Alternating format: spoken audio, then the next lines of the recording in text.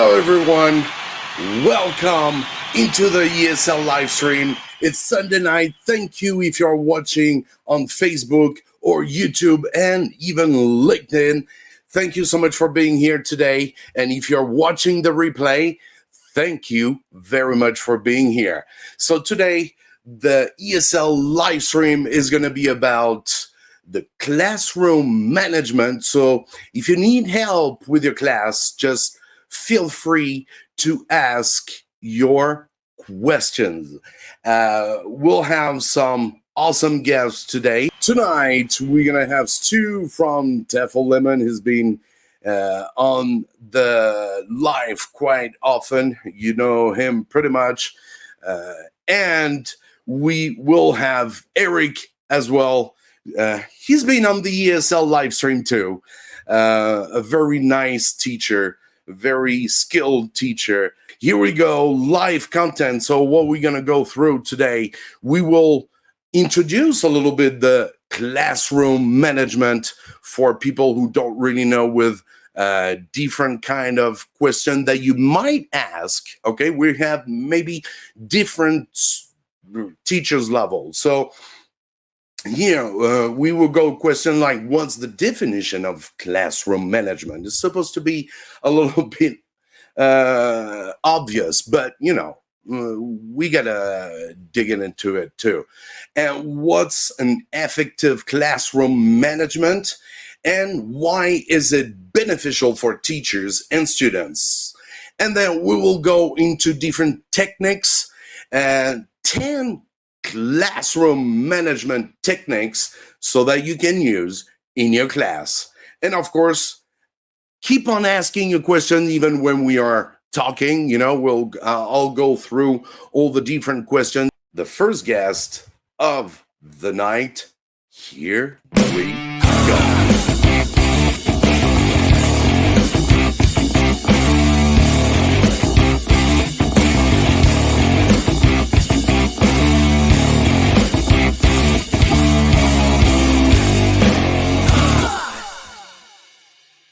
Hello, Eric.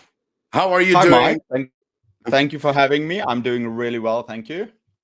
First of all, congratulations for 150K subscribers. That's incredible. I know you started from scratches, just like everyone does. You know, there's always a beginning for everything. There was always a start for it. I'm super happy to see you. The other day I was checking, what? 120, and then you came, it's going really up. You're doing, it's just because you're doing an awesome job. Thank you. Very welcome. Oh, that's a great intro. Thank you so much, Mike. Yeah, I think it's thanks to you too. You know, I just started my channel, 4 or 5 years ago, and you were one of the YouTube teachers out there that I look up to. So you made it a lot easier by being one of the first. Yeah, we were all together on that one. You know, it's all good. Can you maybe just quickly introduce yourself? Okay. Hi, if everyone. You don't mind? My name is Eric. I've been a teacher for the past 16 years, 17 years. I taught in South Africa and then taught there for 3 years. Then I moved to Korea and I've taught every single level. I've taught kindergarten, elementary school, primary school in South Africa. I've taught high school, and currently I'm working at a university in South Korea. I've been here for the past 10 years. And a couple of years ago, I decided to create a YouTube channel just to share some ideas, because when I was learning to be or studying to become a teacher, and when I first got into teaching, it was incredibly hard because I feel like there was a lot of information that wasn't being shared. That means classroom management tips or activities or just some resources. So I've taken it upon myself just to learn and share whatever I can. And I think classroom management is one of the biggest stumbling blocks or issues for teachers out there. And so I've made a number of videos on it. I won't say I'm an expert. I just I try and find information and then share it with the audience out there. So yeah, that's what I've been doing. I've also been doing live streams for 3 years, but I've done them every week at this time. But I decided to take a step back and focus on creating videos instead of just doing live streams for a bit. But it's nice. So it's nice to be back and actually doing it. Yes, exactly. Oh, I get it wrong. Here we go. Eric's YouTube channel, everyone. So if you want, go and check out his channel. You can have really good tips, believe me. Etacude. So it's interesting. Why this name, Etacude? I know it, but just for everyone to know. Well, I was trying to think of a name for the channel, and I wanted it to be something about education. And I don't know how I got to it, but I thought of maybe using some words, and then I thought about educate, and I just turned it. I flipped it around, and the meaning for it behind it is that I wanted to flip teaching around and make it easier and simpler. So I think that's where it came from. So it's basically educate backwards. That's awesome. Great. Thank you so much. Man. Great. So in the comments, checking a little bit the comments down below. I know you've been doing lives for quite long, right? You have a great lot of fans are following you. So yeah, it's really Salma, impressive. I can see you. Yeah, and a lot of it's so nice to see a lot of the teachers here that support and watch. It's an incredible community out there of teachers. Big shout out to all of you for being here today. Thank you. And it's two from TEFL Lemon. Let's welcome the ESL live stream superstar.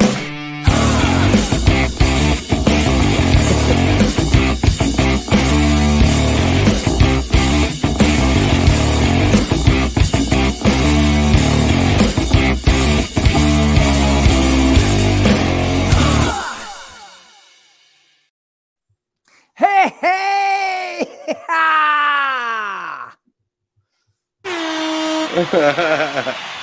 Yeah, man, you are. How are you doing, Stu? Thank you so much for your time. Technology, Mike. Technology. What is happening today? That's the Great Wall affect. Anyway, yeah. Sorry for my tardiness. Hey, Eric. How you doing? Hi, Stu. Let's start today with the introduction.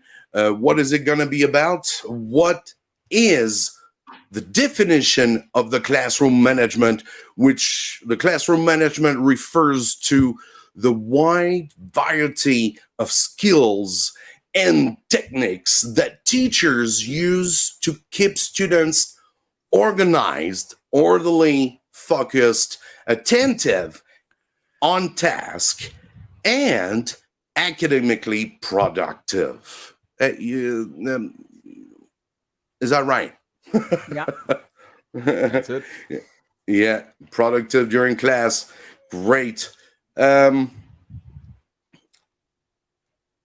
go on then. No, absolutely. Yeah. Mike, before we get into this, I just want to say this is the one thing that worries teachers the most. Whenever teachers, no matter how experienced they are, if they're a new teacher or a seasoned teacher, this is the thing that worries teachers the most. How can I make the most out of my classroom time? Maybe I'm teaching for 45 minutes. Like my class gets out of control. They don't listen to me. They're naughty. They talk while I'm talking. They talk to each other. They don't respect me. I don't know what to do. This is the thing that worries teachers the most. So I'm super stoked about talking about this tonight. This is something I'm passionate about, and something I hope that we can help listeners with. True, exactly. So we're gonna add. Let's go. It's a little bit slow tonight. It's gonna come. You know, that's the live. Yeah, we'll get there. We'll get there. No problem. Yeah. So, what's an effective classroom management? Can you tell me, guys? I'm asking you. I was just like, Well, basically, effective classroom management, in a nutshell, if I can present this, is three R's. yeah. There's rules, routines, and rapport. And if we can get these 3 R's in place, then classroom management will be on point, and we'll be able to get our classroom management going well. So establish rules, establish routines, and establish rapport.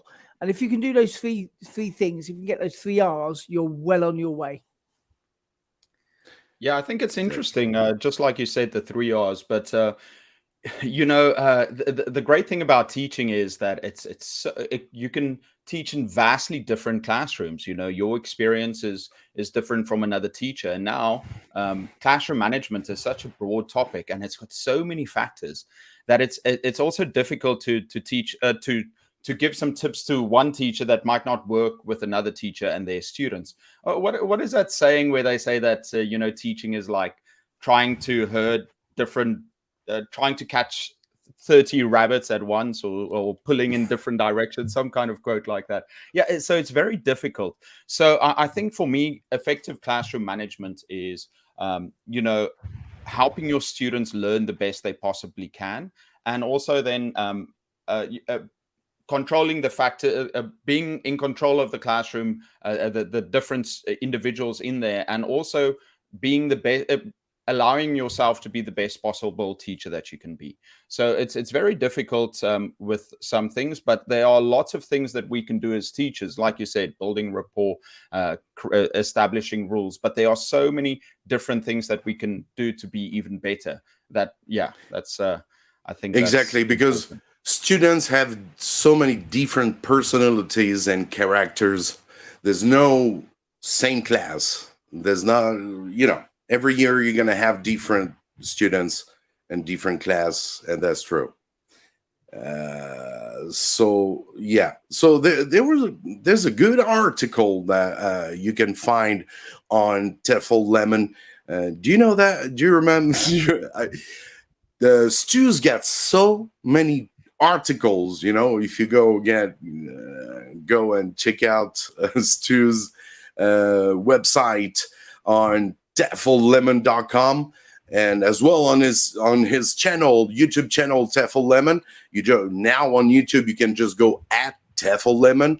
So the classroom management is an important part of teaching English as a foreign language. Although lesson planning is important, one cannot teach effectively unless the students listen. Every teacher knows how frustrating wild children are. That's for sure. And some students make me so angry that I want to yell and shout and say, I give up. Good luck learning English by yourselves. All right, go.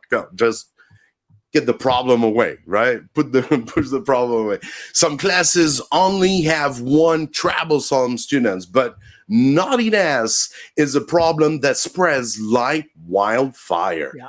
As soon as one student starts goofing around, this behavior emboldens the others to misbehave as well. What do you think about that?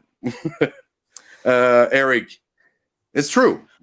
Yes, very true. For sure. Yeah, I think what students expect from you is to be, to be fair and to be consistent, because that's what you want in a leader. And if one student starts acting out and gets away with it, and the other students notice, it's very possible for the class to it will escalate, and it can turn really bad. So it's important to be fair and to enforce your rules. but in order to control the classroom. True. Exactly. Great. Let's go on into this PPT. Of course, I didn't forget as well, for people who don't really know, Eric might be new to some of you.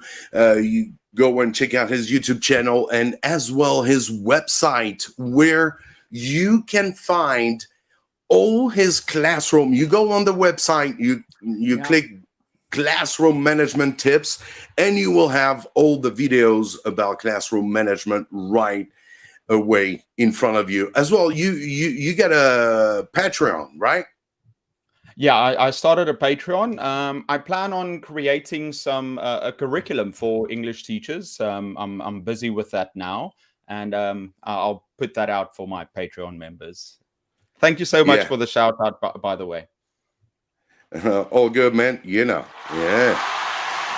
Really good job you're doing. Really good job. I just want to quickly jump in there, Mike. Yeah, sure. Basically, I've got quite a few followers in China, especially, and on the course that I run, and for classroom management, Eric is one of the go-to guys for classroom management. Like I always direct people that follow TEFL Lemon towards Eric, towards Etacude channel, to find out more about classroom management, find out new tips, strategies. These are important, really important strategies of how to run a successful classroom. And Etacude is one of the top places. So definitely, I'll back you up on that, Mike. Definitely check out Etacude and subscribe to the channel. Check out all the videos, because they will certainly help you in the classroom. Thanks to you. You're going to make me blush. I appreciate it. No, you deserve it, man. It's like really good stuff. Bruh. You must feel the force around you. Yeah, just feel that force, the teacher's force. Yeah, we got to stay together. Oops, don't go too fast, Mike. Here we go. So why is it beneficial for teachers and students? Of course, learners, when you have clear classroom management, it's safe, and learners learn best in a safe and secure environment, right? And it saves times and efforts for the teacher too, right? It's not only beneficial for the students, it's also beneficial for the teachers, right? It's easier to engage students and get them on task. What do you guys think about it? It's been proven that children, especially children, they learn better from teachers that they like. So true. If children like you, they're going to learn more. They're going to enjoy your classes more, and they're going to learn language better and more effectively. They're going to be able to recall language long term. But it doesn't mean that you have to goof around all of the time. I'm a goofy teacher, the kids are going to like me. That's not the case. Children are more likely to like you if you've got good rules and good routines. You talk to the children and you develop rapport. So you find out what their hobbies are, what they like out of school, what they've been doing recently, and you show an interest in your children. And you're not necessarily children. I'm sure lots of people coming in tonight have adult students. What I'm talking about is developing community, developing rapport, and the students know you know them, and you've got rules and routines in your classes that they can follow and they can look up to, they can respect you. So what I'm trying to say is they like you, but you also have you've got your line, and they know where that line is. There's a structure in place, and this will all together work together for them to love your classes.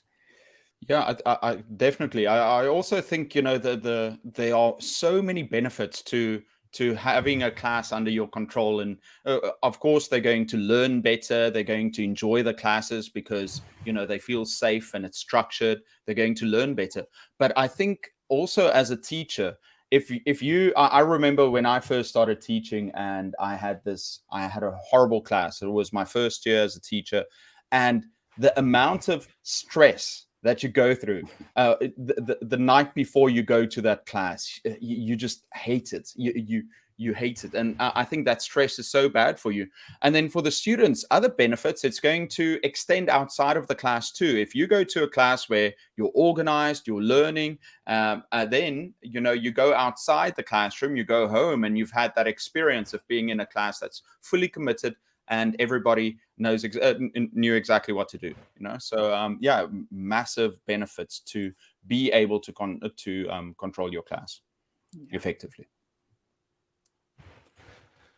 So true. Thank you, Eric. Thank you, Stu, for your help. I'm just going through. I was going through the comments. Get a lot of people saying hello from all around the world.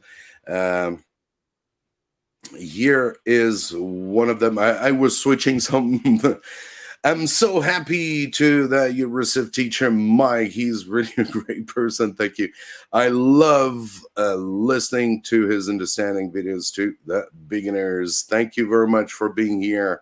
Yes, that was before Stu arrived. I don't want to miss everyone because it's, you know, it's really nice to have you all the community here spending a Sunday night. It's also very nice to Stu and Eric for being here today.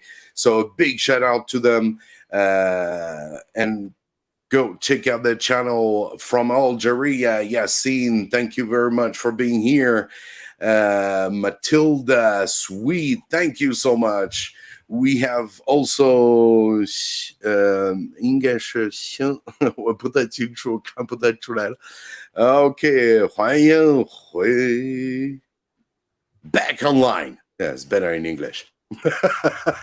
All right. Oh man, good. Thank you. No, I'm not too good at reading Chinese characters. It's still a pain for me. Was that nothing? Maybe wrong. I think it's wrong. The last one. Luis Meras from Honduras. Thank you very much. Welcome. We have Ismail. Really interesting topic. It's really broad term that interrelate many activities and tasks that facilitates teachers' work. Thank you so much, Ismail, for being here today. Just going.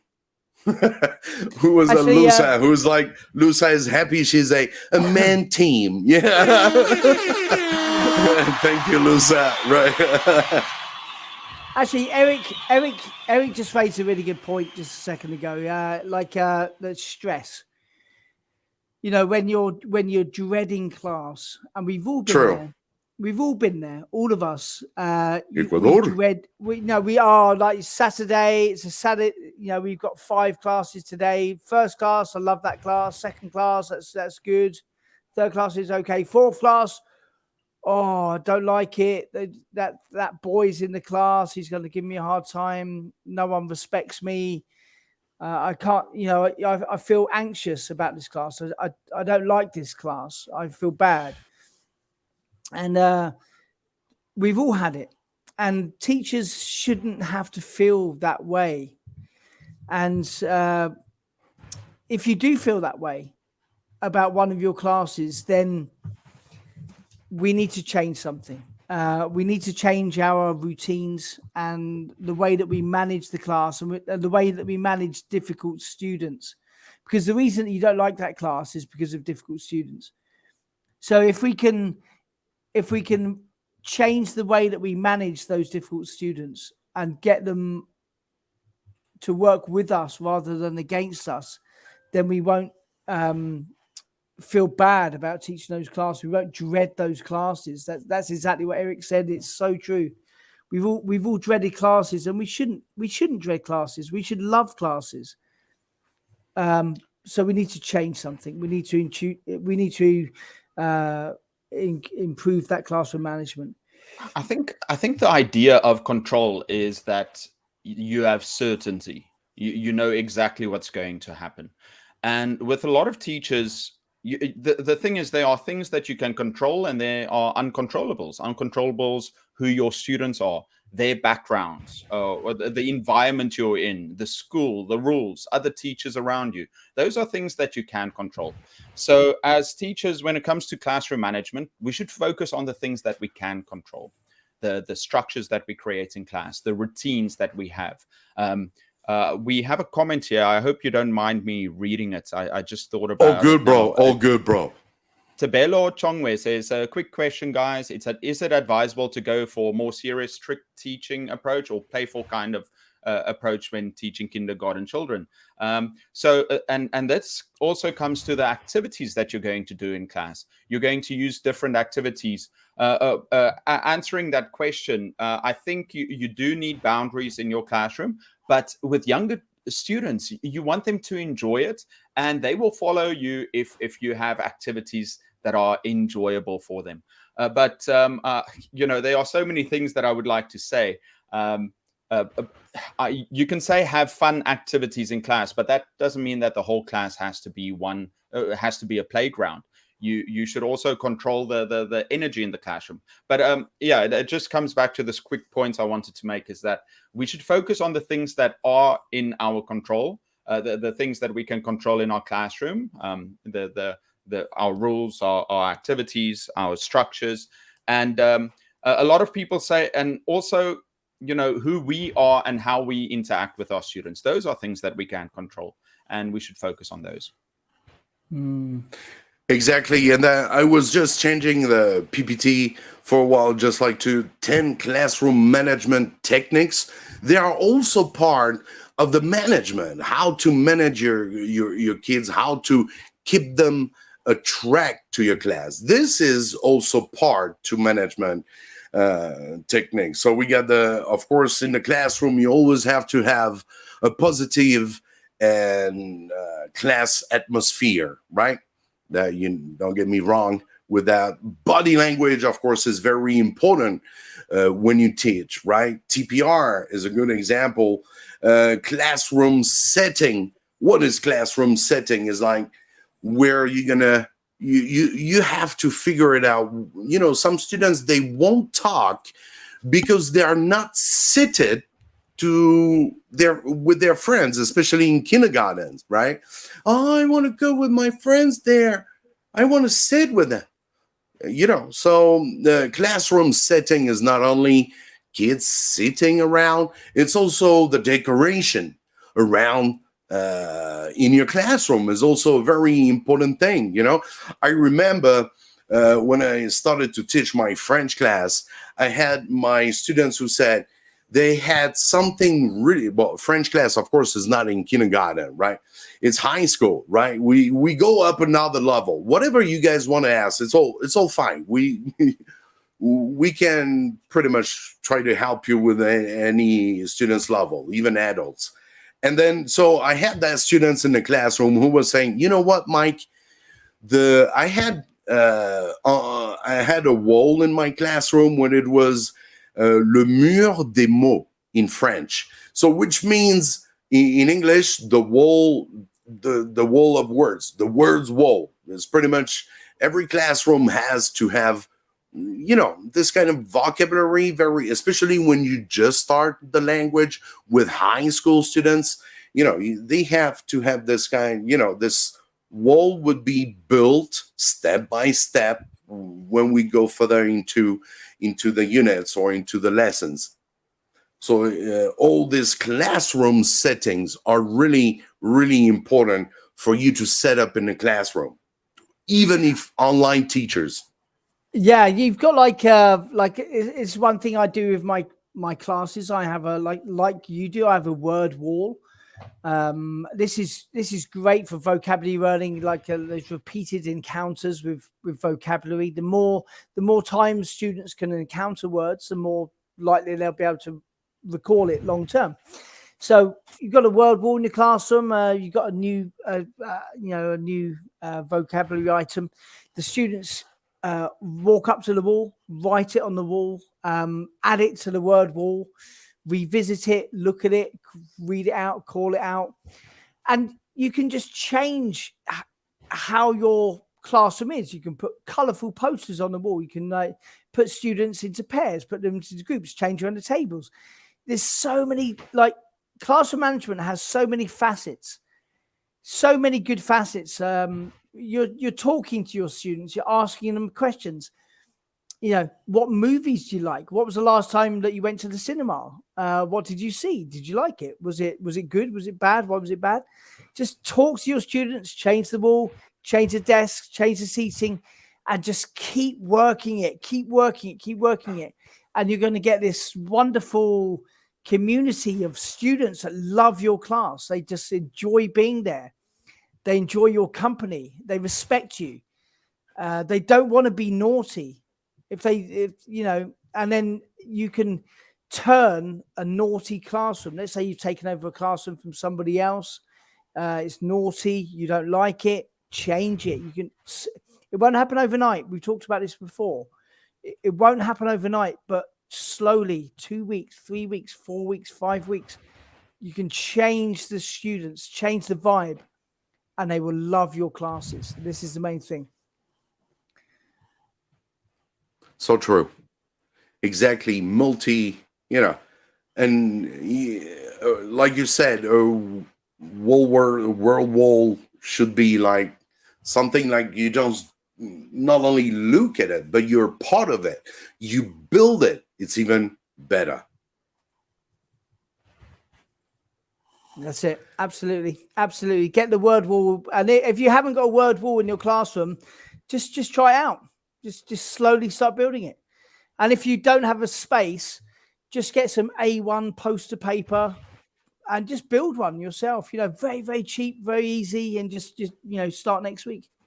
I used to be so envious of other classes. I would walk into a teacher's class and it's just amazing with all the projects on the wall and colorful. And I remember walking back to my classroom and, you try and do things, but some of us just aren't that artistic. But, whatever we can do to make it a pleasant experience for our students. When we're talking about the classroom environments, I think, the way that you set it out, if you're going to do group tasks and pair activities, so have it set up so it doesn't take too much effort for them to move things around or to sit in groups, or if you're playing games, that students don't get hurt, have an area for that. And also, I remember in the past some teachers also had reading corners, perhaps, where students go there, or you've got a beautiful, I remember, my teacher, when I was, I think 8 or 9 years old, she had this beautiful carpet, and that was the story carpet. And then every Friday, she would get, all of us would sit on the carpet and she would read to us. So yeah, we should, whatever we can do to construct our classrooms to benefit our students, especially when it comes to classroom management, we should try it. But not, by the way, not all teachers are able to do that. For example, when I teach now, I teach in different classrooms. It's just a good idea. Eric, I've my primary school, I had this teacher. I still remember his name. His name was Mr. Piggott. A big shout out to Who? Mr. Piggott, got him. Would read Roald Dahl, once or twice a week.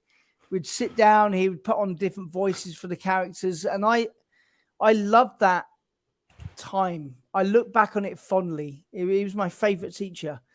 And this is the thing, children, they really look fondly on teachers that they love, who put in that extra effort. And some circle time. I know, like, this is a language teaching channel, so it's not just like kind of like reading native level kind of text and stuff, but you can have circle time where you sit down and you share stuff, bring in toys or bring in stuff that's from your home that's important to you, talk about it, create that context, create that platform where kids can go, right, okay, look at this stone. I found this stone on holiday. And then you talk about it, just listen about this stone, and let them produce language that excites them and is important to them, and build the community, build that classroom community where they love you, you love them, they love each other, and everyone's happy, and you'll get far less instances of poor behavior. Just build that atmosphere and that community. Exactly. Thank you so much. We got a question right here. How we apply the effective management technique for job place? Oh. So is it a job placement? I'm not sure I of guess that one. at school, maybe just in class. So how to apply it effectively. I've read a lot of books on classroom management, and one thing, I don't remember exactly which book it was, but they said, the success, they surveyed so many teachers, they went to classes, and they watched these teachers, and they said those teachers that were successful were serious. You should take them seriously, because they were able to effectively control their classes. Now, when it comes to techniques, it's the students, and it's you. And if once you get more experience, then it's easier to deal with students. But what do you do if you don't have that experience? Then so you're talking about how do you apply the effective management technique? So first, you're going to set up your structures. You're going to implement the rules of the classroom that students have to follow. And then you also want to have routines, especially at the start of class and at the end of class, and also for transitioning between activities. You're going to want to have a lot of activities in between to transition to, because students have limited focus, and once they get bored, they're more likely to act out. So yeah, you're going to set up the rules, you're going to enforce them, you're going to explain them to your students, and also the consequences. You're going to set up routines. That means the way that you start your class and how you transition between activities. You want to have different activities. So I spoke quickly before about classroom energy and managing it. This is a nuanced point, but when students come to your class, especially in a language class, you want to start with energy that kind of builds the excitement, and gets students to engage. And then you also want to have downers, or periods where they can relax again. So you don't just want high energy all the time, because the students are going to get hyper, and you don't want them to be bored out of their minds. So you, as the teacher, you're going to have to manage that. So what did I say? It's routines, structures, rules, and then you talk about how to effectively do it for the students.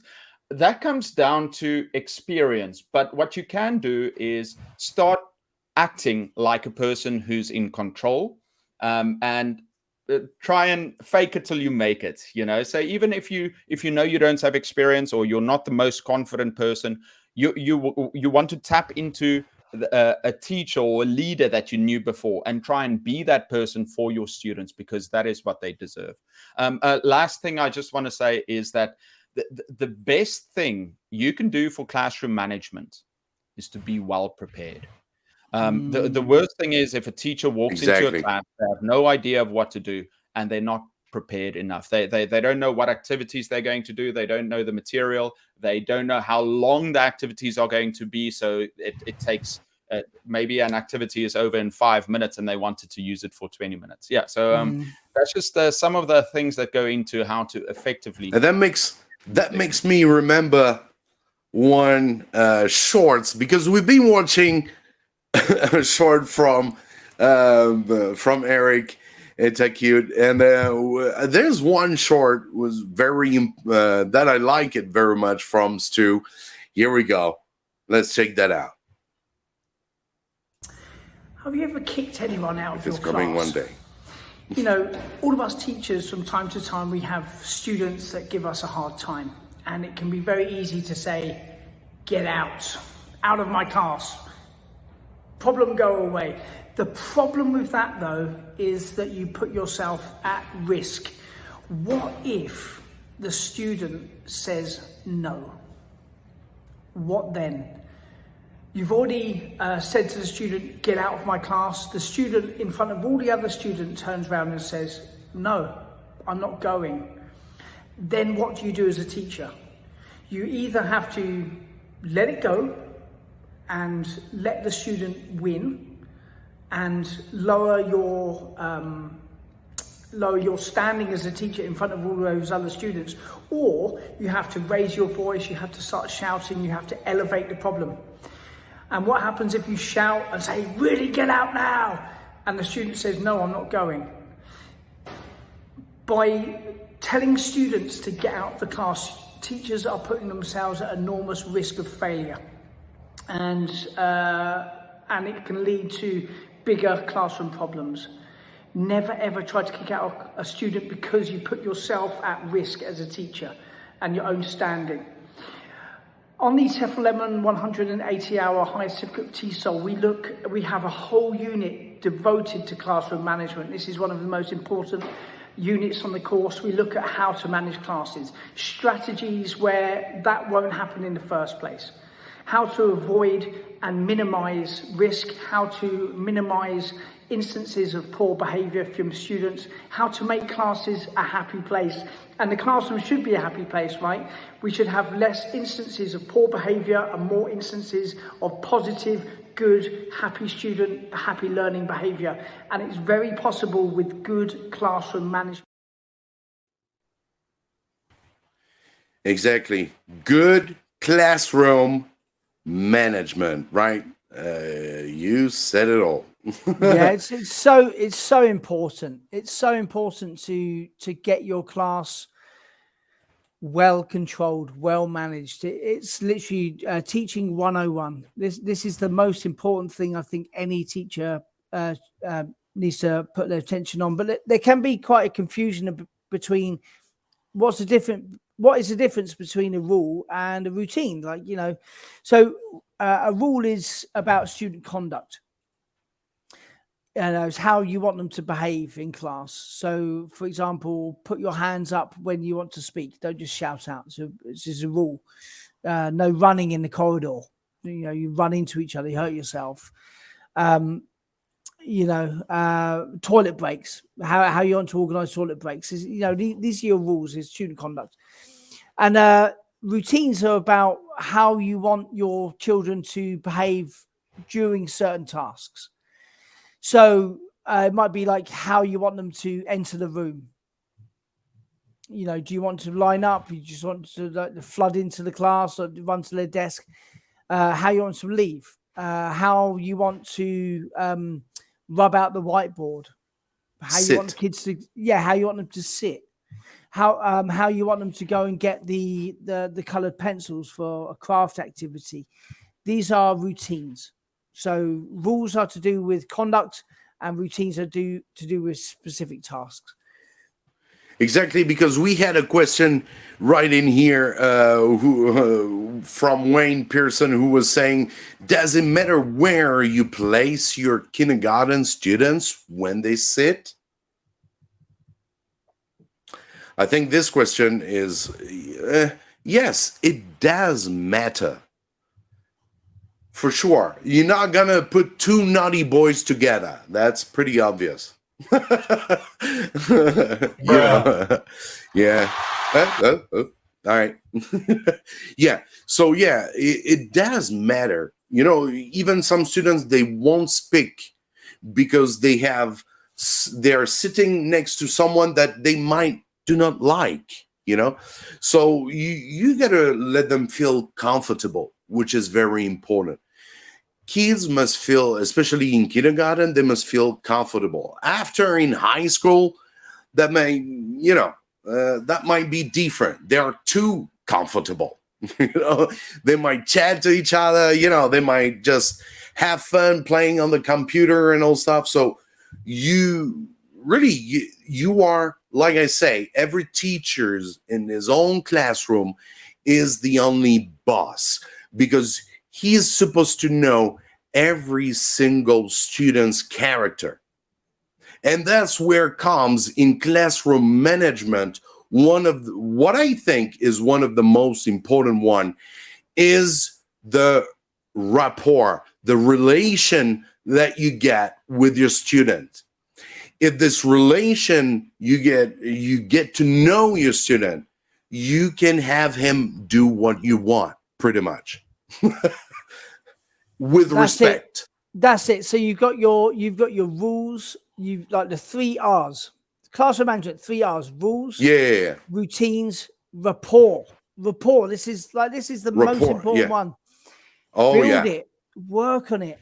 Remember what your students like. Make a mental note. I always keep a diary of each class that I have, and in the diary I make a note. Each student has got their own page, and I make a note of their common mistakes. I make a note of the things that they're good at, the things that they struggle with, the things, and but importantly, I also make a note of things that they like. You know, if Amy likes dogs, has a dog, likes dogs, I make a note of that in my diary. And before each class, I look through my diary and I just remind myself of, and then I make a point of it. Oh, hey Amy, you know, how's your dog doing? And you build that rapport and you learn more about your students. And the more you know about your students, the more rapport that you have, the better your classes are going to run, and the less instances of poor behavior you're going to have. And even like the most, like even like your naughty kid, and every class has them. The more you know about that student and his needs and his likes, his challenges, and you talk to that student will slowly start to behave better and better and better in your classes, and you're going to have a good time. You're going to turn that horrible class into a good class. Yeah, I totally agree. If it's possible, create a seating chart. And on my seating charts, I like to do what Stu was talking about, making notes of our students. Also, when it comes to building rapport, you want to get to know your students and take an interest in their lives so that they feel like you know them and you like them. One thing I quickly want to point at is when you were talking about kicking a student out of your class. Conflict happens in life, and it will happen in the classroom because, you know, some students might be, a student might be acting out or whatever the case may be. But, you know, just like a lawyer that, you know, you say you should never ask a question you don't already know the answer to. You don't want to put yourself in a position where you don't know what the outcome's going to be. You don't want to put your students in, you don't want to get into a match of wills with your student. So in that situation, you never want to humiliate them in front of class or challenge them or even give them a place for them to kind of, you know, battle with you about something. So if something like that happens in your classroom, rather delay it. Say, okay, this is the wrong way. I want you to talk to me after class, if possible. So you never want to have that conflict happen in front of the students. You know, you have your rules and you just say, listen, these are the rules. You've got to follow them. You know, that's your only choice. So you can either follow them or you can come and see me after class and we can discuss it. You know, so yeah, they're just two vastly different points where it's like a seating chart, but also I think these moments are important. So don't do that with your students. Yeah, that's such good advice. That is such good advice. Such a great way of putting it as well. It's like, conflicts will happen, and don't put yourself in that position. I saw it the other day in my school. A teacher tried to kick out a student, and the student lost face. You know, we work here in China. They have this face thing. They were embarrassed in front of the others, and they started to say, no, I don't want to do that. And so luckily, you know, another teacher spotted it and was able to, you know, it worked out a way. But yeah, don't put yourself in that position. Don't create the environment where that can happen. So yeah, just say to the student, right, I'm not happy what you just said. We will discuss this after the class. And then, and then you are, you know, you're creating the environment where you're not putting yourself at risk. Exactly. So true. Thank you so much, guys.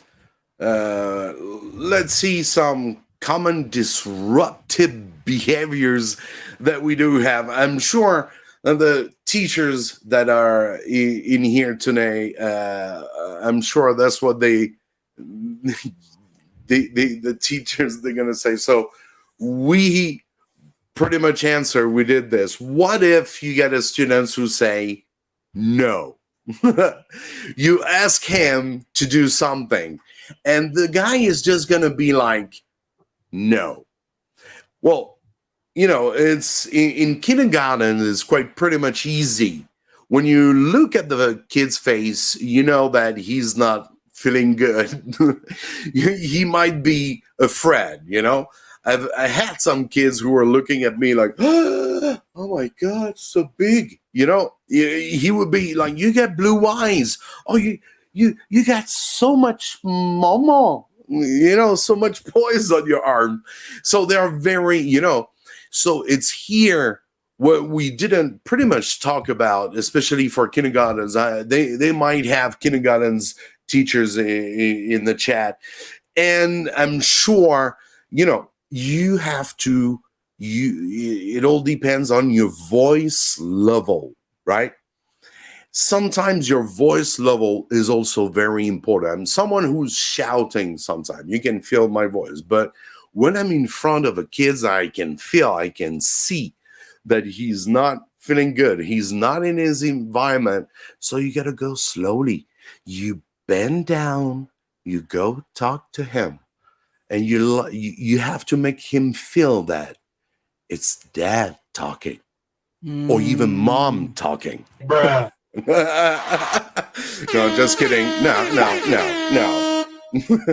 No, but it's pretty much it. No, Mike, your voice is important. Yeah, your voice level is important. Absolutely. I mean, when you said that, for kid. Okay, let's look at kindergarten. Yeah, we are caregivers. We are caregivers. Parents, mum, dad, teacher. We give care. We are caregivers. So, like you said, we can talk like mum and dad. It's one of our duties to do that, and get down low, eye contact, face to face, where you're not like, towering above them, looking down. Like, get down low, like face to face, like this, and give care, give empathy, give feeling. And the more you know students, the more you get to know them, the more you get to know what they may refuse. Oh, Emily, come and move this shape on the board. And it really freaks her out. She doesn't want to be the center of attention. She doesn't feel comfortable. And if you try and make her, she may burst into tears. And, you've wrecked it. So the more you know about your students, the more that you understand about your students, the less refusal you're going to get. Yeah, I think so. I think great points. So when you talk to the class as a whole, you should have a way of talking to the class as a whole, and then with individual students. And before so what happens with classroom with disruptive students is it doesn't just happen suddenly. It will slowly escalate. It will start with something small and it will build up. So before you get to that point of a student, behaving really poorly, I think we as teachers should also notice when things are about to get bad. So let's say some students are starting to talk a little bit louder than you'd like, or they're not doing the work as well as you would like. I think we as teachers should be able to go into lecture mode to the entire class. So instead of calling one student out, oh, you're doing this wrong, instead be like, guys, I'm so disappointed. I really want us to do better and I want us to work well. But if you're going to do this, then, you're wasting everyone's time or this. So I love doing that. I look for that opportunity, not very often, but if I feel like a class is starting to disappoint me, I go into lecture mode where I talk to the class. And it's not like I'm singling one student out. I could if I wanted to, but we should be able to, like a parent, be able to lecture the students before they get out of hand, because you've already set up the rules. You've already established the routines. They know what they are supposed to do. And instead of making it a one-on-one situation with you and a poorly behaved child, you want to perhaps lecture the classroom first. And then if needed, you can have that one-on-one time with the student where you talk to them. One last piece of advice, actually, I need to go in a little bit. It's getting late for me here too. One thing, when you spoke about voice level. So when I'm teaching at a very high pitch, because it's found that students, Yeah, me too. they are more open to it. But when I get serious with my students, if I want to speak to them, I'm going to lower my voice, and I'm going to speak with intention. So when I speak to my students and I want them to not be afraid of me and want to enjoy class, I'm going to speak like that. And then when I get serious, I'm going to lower my voice. But that's just a small tip that I think most teachers. Yeah, great know. Great tip. And Thank you also, very much, Eric. Yeah, I know you're a little bit busy, so you can go and check out Eric's Etacude on Patreon, as well on YouTube. I've put in all the different links. Etacude, you put this on Google, you're going to find him for sure. Handsome man, working in Korea. Thank you, everyone. How long have you been in Korea? Thank you so much for having me. Have a nice day, everybody. Have a fantastic week. Cheers. Thank you so much, man. Bye-bye. Thank you so much. Bye-bye. Bye-bye. Yeah.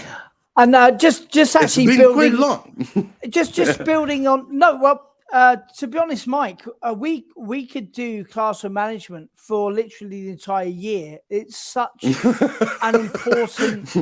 It's such an important. It's such an important point, right? This is true. That's true. If teachers can get their classroom management on point and they're happy with it, it makes your life so much better.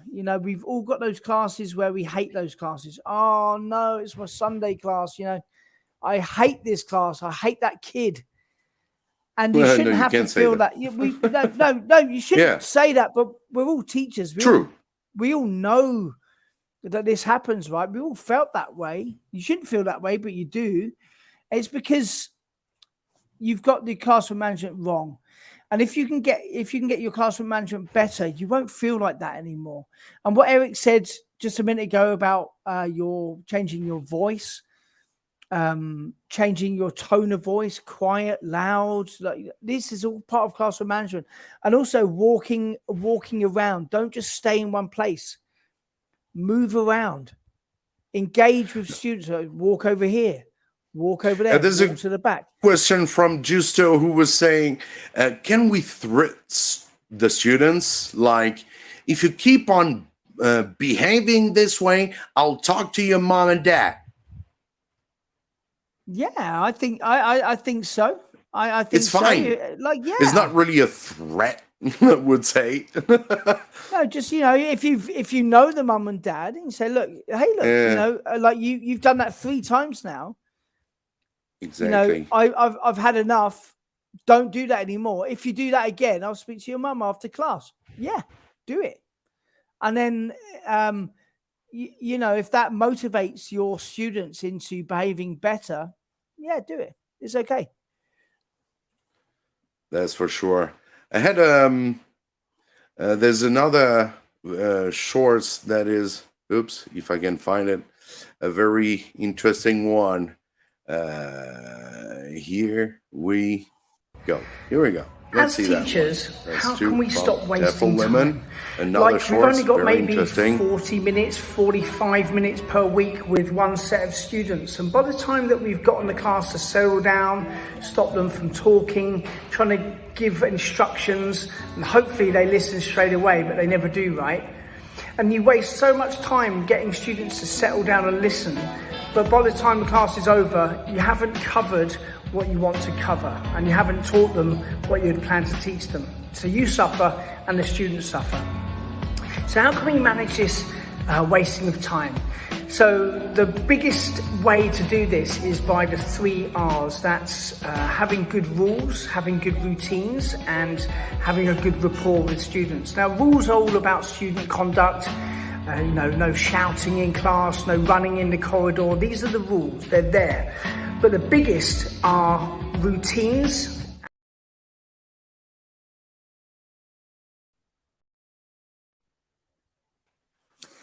Routines, very important that you don't, So important. you can't important. waste your time. Yeah.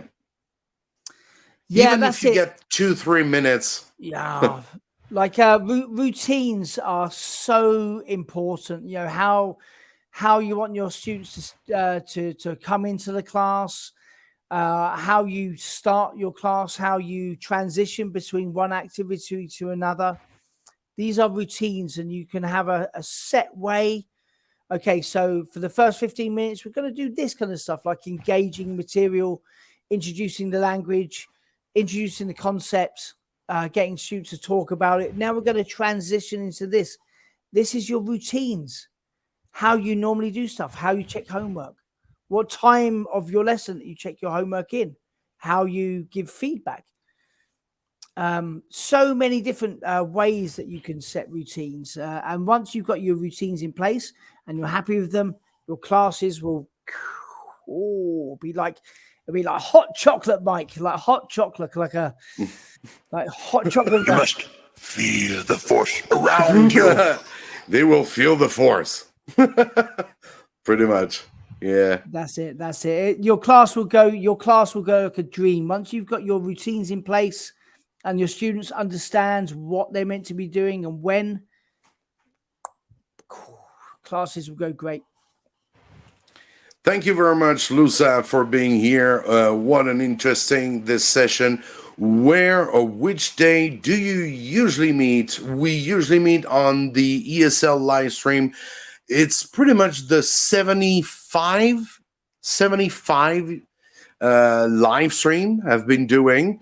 We missed a little bit during the pandemic, of course, but yeah, we've been around for quite a long with Stu, with all the teachers. I'm thinking as well, ND, the ESL guy.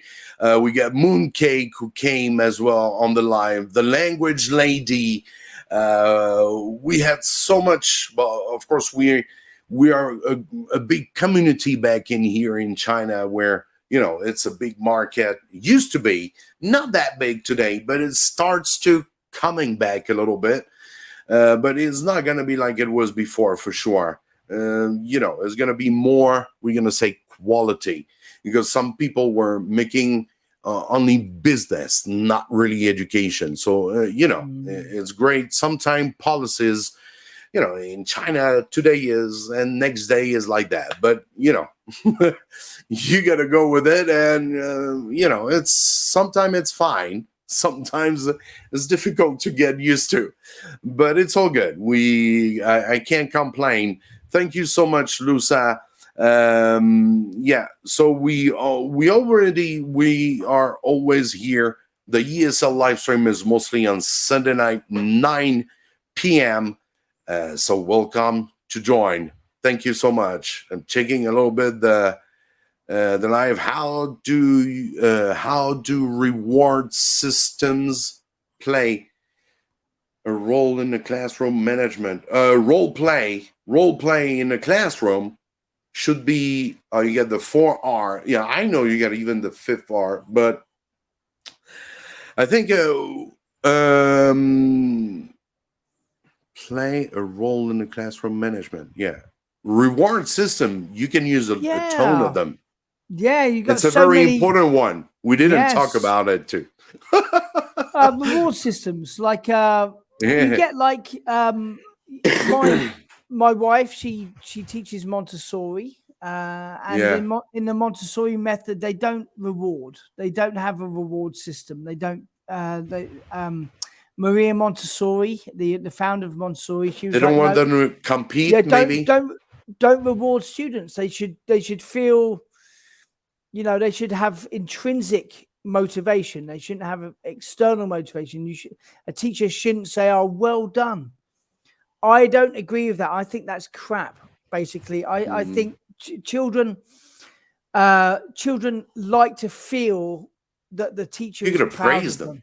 Praise Yeah. your students. It's Praise so them. important. So important. You know, like give them a smile. Give them a Exactly. thumbs up. Oh, Emily, that was wow. That was so Even good. the naughty boys. Especially Even the the naughty boys. ones. Especially the naughty boys. Especially, exactly. Yeah. You're so true. Yeah, Yeah. Mike, you're so naughty. Pack it in. Like, Mike. Oh, wow, that was so good today. So good today. And the next class, Mike is going to be better. Yeah. Yeah. And I'm gonna be listening.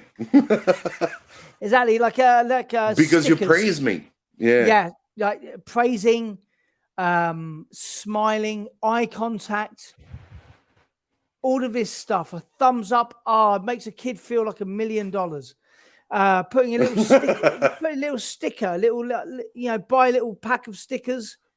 Every time a child is really good, put a little sticker on their hand. Oh, wow. They'll love you to death. Oh, And they will that's want true. to do that again and again and again. And they will be so much better in class. Tutu on Facebook was saying, yeah, it's a very interesting subject. Novice teachers, we find difficulties in the classroom management, especially we're working with young learners. Please, how we treat the pupils who make comment for everything. Oh, you always got that kid. I call them the radio in the corner in the classroom. You know, it's the radio. For me, it's like, oh, come on, you get the radio in the classroom. No, man, it's pretty much the same. When you get a kid talking all the time in the classroom, he might have problem with attention, right? He needs to pay attention. So some kids, for you to be here is already attractive. You understand? I don't mean Amazon or you're a foreign teacher. So when they put yourself in the classroom, some kids will be like, they're low. Oh, that's a foreign teacher. And then others, they don't care. Other kids are just like, yeah, well, he's just like the other. You know, it's an adult, so he's going to talk to others. Hey, you look at that guy. He's very fat, huh? You always have this kids in the classroom who's going to say stuff like it's going to make you like feeling like, just in your mind, you're going to say, just shut up. But you cannot act like that, of course. You know, that's what you feel is like, you know, you can hear sometimes. I can understand kids when they're saying in Chinese sometimes, and I wish I couldn't understand, you know. But no, that's for sure. Kids who are like that, you gotta understand. There might be a problem. There might something that distract them, or it's, you know, there's one thing you always have to remember as a teacher. When there's a problem in the classroom, find the problem on yourself first. Try to find, what did I do wrong? Right? It doesn't mean it's not the kid, it's yourself. So if you got that kid, the radio in the classroom, might be because of you didn't find the way that he's interesting and he's just making comments on you to others. Right? Or maybe because he is sitting with his best friend, you know, that might be that too. And if you put it between two girls, he's going to be like, yeah, teacher, let me try. And you're not going to hear that radio again. Yeah, that's it. I mean, you've got like teachers should always reflect. I'm a big advocate of reflective teaching. You reflect on how you're teaching.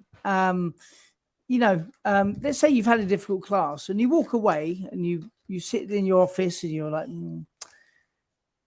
that was pretty bad. Why was it bad? What would I do Exactly. differently? How exactly. would I change the seating? Would I interact with the students differently? And if you've got like a student that's always talking, always commenting on what you're doing, reflect on it and try to understand why that's happening and what you can do about that the next time. And that's the same advice for Chris Wong, who was saying, like, I'm always bored in teaching phonics. Any advice for me? So you might go find, you're bored. Why? Why are you bored? What's the problem? It's the same question when you get a kid who's feeling bored in a classroom. That's exactly the same. Is it because the routines or because of the kids or because, it's a big problem. When you get bored in a classroom, what makes you, a good teacher is someone who knows himself very well, right? It's the same for good students. When they reach middle school, high school, they have to know themselves more. They have to know themselves better so that they know, oh yeah, I'm going to get lazy today. I'm not going to do that. I'm going to do this. But they know that it's going to have, they know that it's going to, they're going to have like bad results maybe. So it's very important to know yourself. Why do you feel bored? Yeah. Did you want it? And also, there's teaching phonics. I've got a friend here in China, a teaching friend. We've never met, but we've known each other for about at least 10 years. He's called Matthew. Matthew. Yeah, Matt from South Africa. Big shout out to Matt. Now, he is an expert of teaching phonics. And he's got so many different ways. Like he gets like like toilet rolls. So he'll get like a toilet roll and he'll split it into three different parts, and he'll write like a sound on there. And the students can twist it and like make their own words, like CVC, like consonant, vowel, consonant. He will get a seed, a very, very big seed, and he'll write a letter with a marker on the seed, like this B, like R or V or G. We can do that with stones as well, yes. Stones are oo, like long vowel sounds, and he'll plant it. And then when the plant comes out, this is a long-term project, obviously, but when the plant comes out, it'll be the oo plant or the G plant or the V plant, and he'll label the plant.